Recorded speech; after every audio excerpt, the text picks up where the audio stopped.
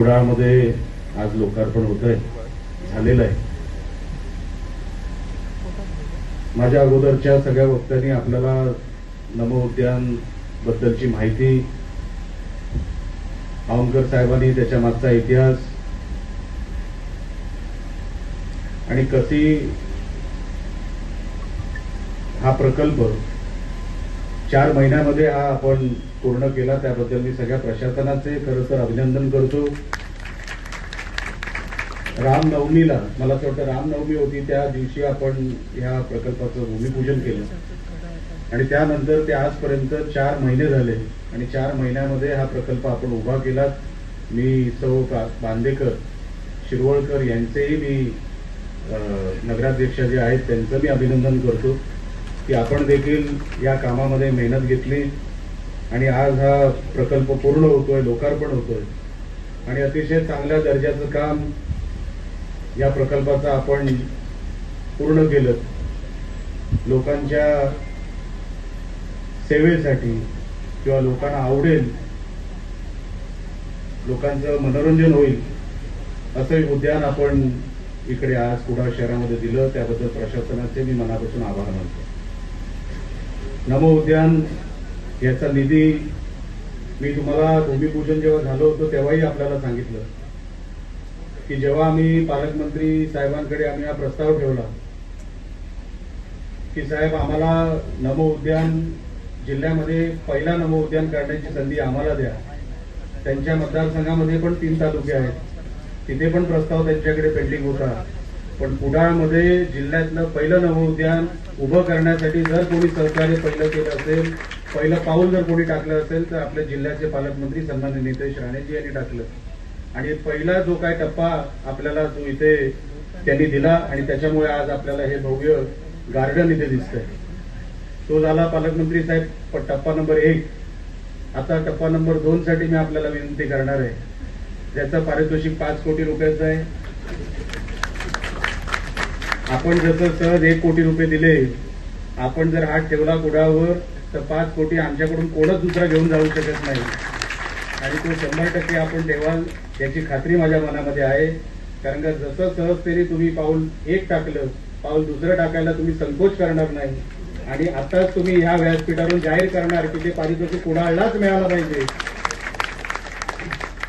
एवढा मनाचा मोठेपणा आपण 100% दाखवाल, मला याची खात्री आहे. आणि मी राणे साहेबांना पण सांगतो, विनंती करतो, आपण जरी जाहीर केलं तरी पालकमंत्री साहेब ते मान्य करतीलच याची मला खात्री आहे. म्हणून आपल्याला विनंती करतो, कारण का खरोखरच या कामामध्ये काही अडचणी येऊन सुद्धा ज्या स्पीडनी प्रशासनाने काम केलं तर खरं तर आवंकरजी ह्या मतदारसंघाला एवढ्या स्पीडमध्ये काम करायची सवय नाही. मागच्या 10 वर्षामध्ये जे माझ्या जागेवर होते त्यांनी नेमकं काय केलं या मागच्या 10 वर्षामध्ये कोणाला माहित नाही, पण एवढ्या स्पीडमध्ये कुडाळ मतदारसंघामध्ये काम होऊ शकतं या 1.5 वर्षामध्ये तुम्ही दाखवून दिलं. त्याबद्दल विशेष तुमचे मी आभार मानतो. कारण का अनेक प्रकल्प आता काय झालंय, माझे आमदार त्यांना आता सध्या काही काम नाही, पत्रकार समोर बसलेत म्हणून मी एका फक्त गोष्टींचा खुलासा करतो. कारण का आपल्यातल्याच काही पत्रकारांना माझी आमदाराचा फार पुळका आहे. ते किती जरी बेअक्कल वागले तरी पण आपण त्यांच्या अकलेचे तारे कधी आपण मोजत नाही, पण ते तुमच्या समोर मी ठेवतो. मी जसं म्हटलं की माझे आमदार सध्या रिकाम टेकडे आहेत. त्यांनी गणेश घाटाची पाहणी केली आणि गणेश घाट हा मी आणला असं त्यांनी त्यांच्या कुठल्या तरी प्रेसमध्ये सांगितलं. मी काय बघत नाही त्यांची प्रेस वगैरे, कारण का बघण्यासारखं काही नसतं. तर त्यांच्या प्रेसमध्ये किंवा कुठेतरी त्यांचा उल्लेख झाला की हे गणेश घाट म्हणे आराखडा मी तयार केला. आपल्या पत्रकारांना माहितीसाठी सांगतो, हा आराखडा जो आहे तो जून 2022 मध्ये प्राथमिक स्वरूपामध्ये तो सुरू झाला. आराखडा मांडायसाठी सुरू झाला, बनवण्यासाठी. 2022 मध्ये सरकार कोणाचं होतं मला काय वेगळं सांगायची काही गरज नाही. 2022 ते 2025 कसलंही काम सुरू नाही, कसलंही म्हणजे 2024 पर्यंत कसलंही काम सुरू नाही, कोणी काम हाती घेतलं नाही, आराखडा तयार झालेला नव्हता. कसलंही काम मंजूर नव्हतं. निविदा निघाली सप्टेंबर 2025 ला. तेव्हा आमदार कोण होता? निविदा निघाली सप्टेंबर 2025 ला. वर्क ऑर्डर निघाली 29 सप्टेंबर 2025 ला. भूमिपूजन झालं 29 ऑक्टोबर 2025 ला. एकूण निधी 3 कोटीचा आपण इकडे मंजूर करून घेतला.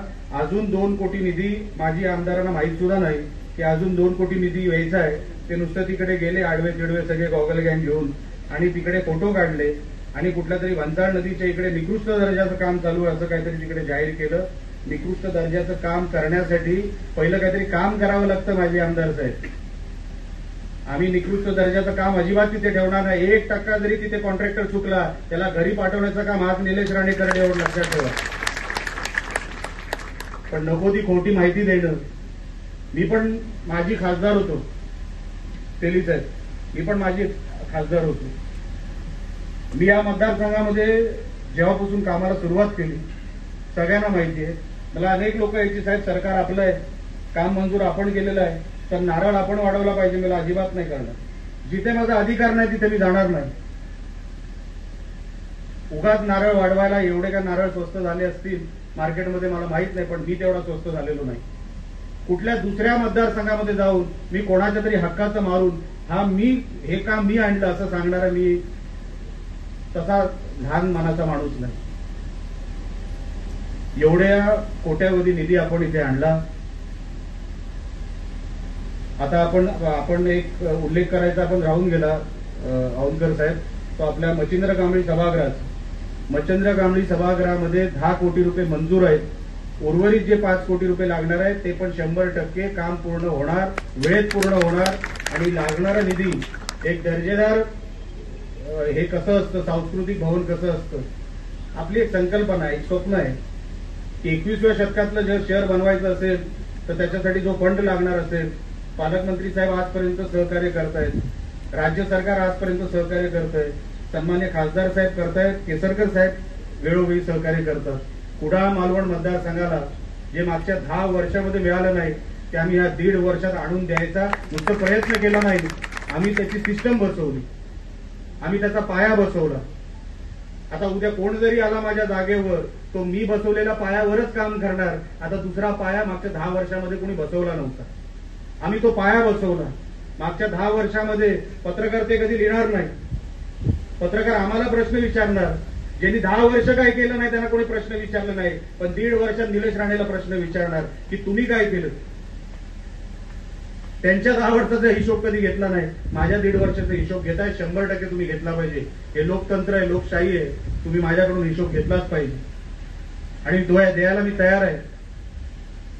मी माझी भूमिका मांडत असताना, माझ्या मतदारसंघाची भूमिका मांडत असताना, ते सभागृहात असू दे की सभागृहाच्या बाहेर असू दे, मी कधी पुढे मागे बघत नसतो. जे काय ते ठणकावून सांगतो की हे माझ्या मतदारसंघाला मिळालं पाहिजे, कारण का 10 वर्ष काय मिळालं नाही. पालकमंत्री महोदय, खासदार साहेब, मी आपल्याला सांगतो, ह्या मतदारसंघामध्ये आराखडा, या मतदारसंघाचं प्रतिनिधित्व सन्मान्य राणे साहेबांनी केलं 2014 पर्यंत. साहेब त्यानंतर या मतदारसंघाचा आराखडा कधी 190 कोटीच्या वरती गेला नाही. पहिल्यांदा आम्ही ह्या मतदारसंघाचा आराखडा पालकमंत्री महोदय आम्ही 750 कोटीपर्यंत नेला. 750 कोटीपर्यंत. एकही पत्रकार माझ्याकडे माहिती घ्यायला येत नाही. साहेब 750 कोटी रुपये कुठून आणले आपण. नुसता एडीबीचा रस्ता जर आपण बघितला ना तोच 300 कोटीचा आहे, जो कसाल जातो आणि तो मालवणपर्यंत जातो. माहिती घ्या. कोणाची भूमिका तुम्ही छापल्याच्या अगोदर, डिजिटलवर दाखवण्याच्या अगोदर माहिती घ्या, दोन्ही बाजूची. जर राणेंवर टीका करताना त्यांची टीका घेताना तुम्ही राणेंना पण विचारलं पाहिजे, साहेब तुमचं याच्यावर उत्तर काय. नुसतं एक बाजू छापू नका. मी कधी तुमच्या कुठल्याही विषयामध्ये नसतो. आम्ही नेहमी पत्रकारांना सहकार्य करण्याच्या भूमिकेत असतो, पण एकतर्फा जर तुम्ही करत राहाल तर आमची भूमिका कोण मांडणार आहे. अहो 10 वर्ष या मतदारसंघाची कामं झाली नाहीत. रस्ते बघा, रस्त्यांची वाटोळं लागले सगळं ग्रामीण भागामध्ये. आम्ही कुठेतरी पैसे जमा करतोय. सुदैवाने पालकमंत्री नितेश राणे आहेत, तिथे खासदार साहेब राणे साहेब आहेत, राज्यामध्ये देवेंद्र फडणवीस साहेब आहेत, शिंदे साहेब आहेत. आम्हाला तेवढी मदत होते. एक रुपया जमा करून या कुडाळ मतदारसंघामध्ये आणतोय, त्याच्यावर चर्चा झाली पाहिजे. कुठल्या तरी एक टपोरी गँगला घेऊन कुठेतरी भन्साळ नदीच्या काठावर कोणतरी उभा राहणार गवा घालून, तुम्ही त्यांची बातमी करणार? अहो त्यांना विचारा तुमच्याकडून इकडे हे कधी सँक्शन झालं, तारीख काय होती, विचारा त्यांना. अहो असेल तुम्हाला पुळका कोणाचा, आम्ही काय चुकलो, आम्ही कुठे चुकलो? काही पत्रकार असे पण आहेत, साहेब तुम्ही हा विषय घेतला पाहिजे. साहेब घेतल्यानंतर ते कुठे पत्रकार गायब होतात, आमची बातमी कुठे गायब होती आम्हालाच कधी कळली नाही. वाईट वाटतं. साहेब रक्त आटतो या मतदारसंघासाठी, काय मेहरबानी करत नाही. तुम्ही सांगाल काय मेहरबानी करतोस काय? अजिबात मेहरबानी करत नाही. माझं काम आहे, माझं कर्तव्य आहे, ते मी 100% बजावणार. त्याच्यासाठी मला इकडे लोकांनी निवडून दिलंय, ते मी 100% करणार. पण नको त्या माणसाला विचार करा, नको त्या माणसाला जर कुठून परत एकदा संधी मिळाली, संधी मिळणार नाही तर सोडून द्या, संधी आम्ही सोडणार सुद्धा नाही. पण जर कुठे फट सापडली, त्या फटीतून कोणीतरी शिरायचा प्रयत्न केला, कोणाचं नुकसान आहे? आपलं नुकसान आहे, मतदारसंघाचं नुकसान आहे. ह्याच भन्साळ नदीच्या ह्या गणेश घाटावरची एक तक्रार आता 8 तारखेची आहे. मला कोणीतरी 8 तारखेची तक्रार पर्यटन विभागाला केलेली ह्याच माजी आमदारांनी आहे. छापा बातमी, फार मोठा पराक्रम केला. 8 तारखेला तक्रार केली पर्यटन विभागामध्ये, छापा बातमी, काही हरकत नाही. पण जेवढा आमचा जीव तुटतो ना की इकडे रस्ता मिळाला पाहिजे, इकडे विकास काम आली पाहिजे, इथे केंद्राचा निधी पडला पाहिजे, इथे पालकमंत्र्यांनी जिल्हा वार्षिक योजनेतून आम्हाला पैसे दिले पाहिजे, आम्हाला राज्य सरकारतून पैसे दिले पाहिजे, एक तरी तसं भाषण त्यांनी तिथे सभागृहामध्ये मागच्या 10 वर्षामध्ये केलेलं दाखवा. मी काही हरायला तयार आहे, काही हरायला तयार आहे. मी माफी मागतो या व्यासपीठावर. आज स्वातंत्र्य दिनाच्या औचित्यावर आज हा कार्यक्रम इथे आयोजित केला होता, पण सगळंच काय सांगितलं नाही तर सगळ्यांना कळत नाही. मी कधी बोलायचं टाळतो, मी कोणाला दखलच देत नाही. ते जिल्हा प्रमुख आहेत, आमचे पण जिल्हा प्रमुख आहेत, ते उत्तर देतील, पण आमचे जिल्हा प्रमुख उत्तर देत नाही. का उत्तर देत नाहीत मला माहित नाही. साहेब उत्तर दिली पाहिजे, तुमच्या स्तरावर उत्तर गेली पाहिजे. आम्ही साहेब काय काय करून हा निधी उभा करतोय, काय काय निधी आम्हाला माहिती. पण हे असं जर होत असेल आणि काय मोजक्या लोकांना, कोणाचाही पुळका असू शकतो, माझं काय म्हणणं नाही, पण त्या पुळकाच्या त्या पलीकडे जाऊन जर तो मतदारसंघाचा विकास आपला जर कुठेतरी थांबत असेल तर तो आत्ताच कुठेतरी त्यांना आवरण्याची गरज आहे. एवढ्यासाठीच मी याचा उल्लेख केला. त्याच्या पलीकडे जाऊन मी सगळ्यांचे आभार मानतो. फक्त आज औंधकर साहेब असतील किंवा बांदेकर मॅडम, शिरवळकर मॅडम असतील, त्यांच्यावरती थांबता येणार नाही. आमचे सगळे नगरसेवक, त्यांचं मोठं योगदान या शहराच्या विकासासाठी आहे. एकदा जोरदार टाळ्या आमच्या सगळ्या नगरसेवकांसाठी एकदा होऊन जाऊ द्या. मी मोठ्या प्रमाणामध्ये तेही या अंमलबजावणीमध्ये निधी आम्ही आणतो, पण खालपर्यंत तो निधी पोहोचतो का नाही, त्याची अंमलबजावणी होते का नाही हे बघण्याचं काम आमचे सगळे नगरसेवक, आमचे सगळे अधिकारी करत असतात. या सगळी अधिकारी वर्गाचा पण मी मनापासून आभार व्यक्त करतो. आपण कमीत कमी कालावधीमध्ये हा प्रकल्प उभा केला. आता बाकीचे जे काय प्रकल्प आहे आता त्याच्यासाठी मी तुम्हाला मागे लागणार. औंधकर साहेब तुमच्या बाजूला जे बसलेत आता चार्ज त्यांच्याकडे आहे, त्यांना विचारून घ्या मी मागे कसा लागतो ते. आता मी तुमच्या मागे लागणार. मला काम ग्रेड एचं झालं पाहिजे, दर्जा 1 नंबर राहिला पाहिजे आणि काम वेळेत पूर्ण झालं पाहिजे, एवढीच माझी मागणी असते. बाकी तुम्ही मला चहा नका देऊ, टेबलावरचे काजू बदाम नका देऊ, पाणी नका देऊ तरी चालेल, फक्त मला काम दर्जेदार करून द्या. एवढंच या निमित्ताने मी इकडे बोलतो. परत एकदा आपल्या सगळ्यांचे आभार मानतो आणि माझं लांबलेलं मनोगत थांबवतो. जय हिंद, जय महाराष्ट्र.